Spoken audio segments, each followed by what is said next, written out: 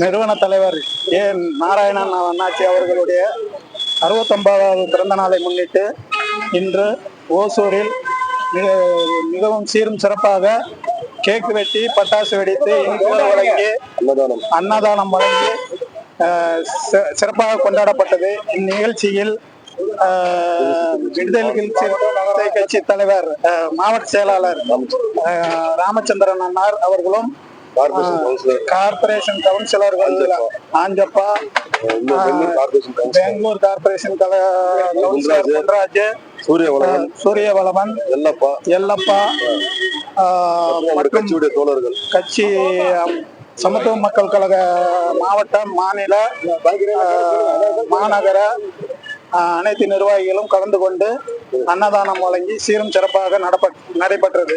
உங்க பேரு?